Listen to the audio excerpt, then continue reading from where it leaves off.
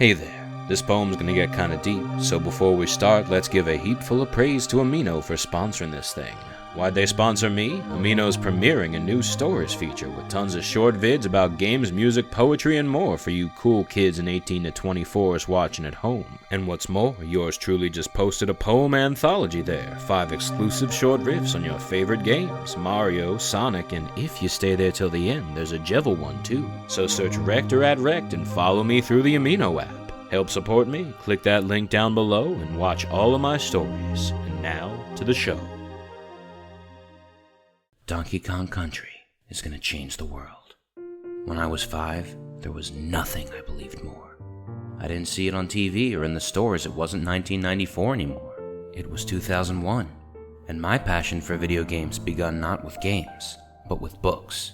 Most kids got games as gifts on the annual. I got manuals. Game Boy manuals from garage sales. Day after day, I'd read tales of Mario and Tetris and dream of how they played. Get to the space zone in Mario Land 2 by riding the hippo snot into the sky. Who'd think to try? Game Boys taunted me on the bus ride from every side, living vicariously through glimpses of other people's childhoods. Why? We were poor, sure, but the bigger barriers were 2 things more. My mother's decaying health, and my father, a victim of circumstance and of himself. My mother always loved games. She hid a tiny little Game Boy Pocket in her sock drawer and locked it for fear that yours truly might stumble onto it and damage the only escape she'd accrued yet.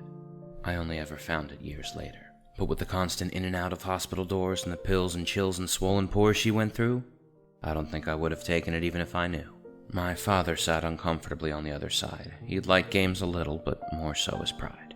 A bitter divorce from his unfaithful wife had left him alone and enraged at his life. Her addiction to Pac-Man made things difficult too, financially.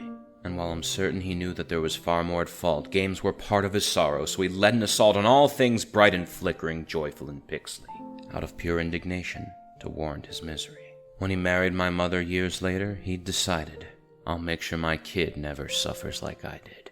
One blinded by sickness, one blinded by hate, and a child begging forgiveness for problems they didn't create. But as I sat, rereading the same pages of how-tos and previews, I thought, there's tons of kids dreaming they had what I've got. It was all I could say to myself to pretend that I had it good. Sad parents, no games, no friends. But one day, wandering aimlessly through a thrift store, I found something that seemed to grab me, luring me towards the shelf to look closer. And what did I see? Die Hard Game Fan, issue 23. Leaping right out of the cover, 2 monkeys riding a rhinoceros with ferocity I'd never seen before. Nothing in my Game Boy manuals looked this provoking. Could video games do this? They had to be joking. Usually, I'd just read in the store and lament, but I'd found a quarter and knew those 25 cents were not just the shiny metal face of the guy that chopped down a cherry tree, but my destiny. As I paid for the magazine, Dad shot me a glare. It's your money, he scoffed, but I didn't care. My manuals tempted me, but this was obsession. I'd never liked anything this much. No question. For the next month, the second I got home from school, I spent each waking minute just ogling and drooling at hundreds of snapshots and heapings of praise. I needed to play it. There must be some way. I tried everything. I begged and did chores. I worked hard at school to bring back good test scores, but nothing was enough. Nothing could push past all the vast preconceptions and fears they'd amassed. At this point, my classmates started to get Xboxes and PS2s, debating whose console was better than whose, which one made their murders look more real and gory. All aged 5 to 7 at the time of this story. One would turn to ask me who was right, till another said, "That one has no games at all, man. Don't bother." For a while, I'd put up with it and stayed quiet. But eventually, I'd had enough of their riotous screaming, interjecting with words of my own. "Donkey Kong looks way cooler, so leave me alone!" "What was that?" And I'd tell them about what I'd read, how the Super Nintendo beat out the spread of competitors gunning for specs like no others. "Oh, we've got one of those. It's my older brother's." They giggled and walked away. I stood divided. Had my whole life's purpose been wrong and misguided? It haunted me home and into my bed. Should I start begging for Halo instead? My hopes fell to pieces, thoughts swiveled and swirled, till I realized the answer. I doubled down on it. Donkey Kong Country is gonna change the world. When I was 6, that was all I would ever say.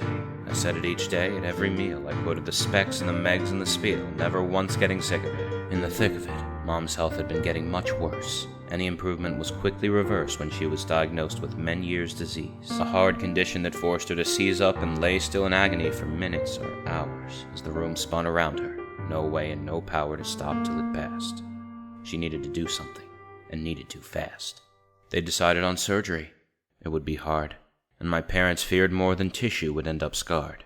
So, with resignation in his voice, my father took my hand. "Come on, son," he said. "Let's go to Funko Land." They'd gotten it. It must have been hidden somewhere, and I was going to pick up a game to play there. I sped towards the used Super Nintendo section and without a second thought made my selection. Except that I didn't. No Donkey Kong carts. So I left, with Super Mario All-Stars in my hands and a hole in my heart. But I patched up that hole. I had something to play. I asked Mom where the console was hidden away. As she spoke, disappointment started to set. "Sorry, Tommy. We can't afford the system yet." "Why don't you ask Santa? Christmas is in a month." Her words sounded hopeful, but they came out blunt.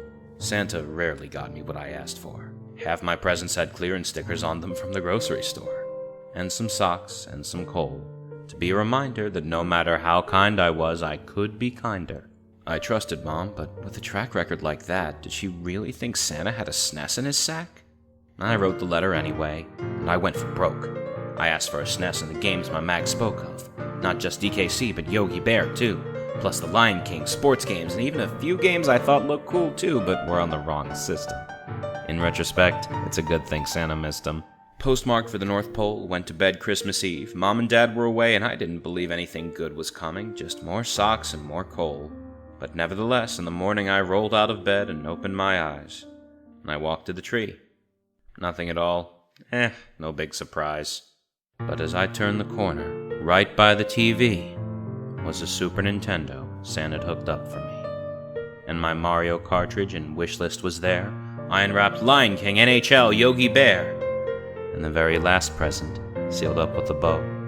What was inside that one? I think that you know. My parents sure did as I screamed out in joy, "I got Donkey Kong Country!" And Dad stormed in annoyed, shouting, "It's 4 a.m., Tommy! Go back to sleep! Your mom's trying to rest up from surgery!" And he hushed up real quick as I ran in and managed to see my mom's head covered up thick with bandages. This was all that they'd feared. I was too young to cope with the aftermath of a procedure they'd hoped would get blocked out by that Donkey Kong I kept begging for after school. Until I spoke up. "Mom's a mummy now? Cool!" And I left, and I turned down the TV and played my new console and games for the rest of the day and the month and the year whenever I was able. And each Christmas, new carts would pile up on the table. I'd put some moral here about chasing your dreams or how outcomes sometimes aren't quite what they seem, but the truth of the matter is this was all chance. If my mom wasn't sick and my dad had the same stance on games, I'm quite certain I'd never have any, and I certainly wouldn't grow up to have many close friends or subscribers the way that I do. So, in lieu of a moral, I offer to you this statement in closing on how fates intertwine. Donkey Kong Country didn't change the world in 2001, but it changed mine. Hey, if you like this song, then why not subscribe?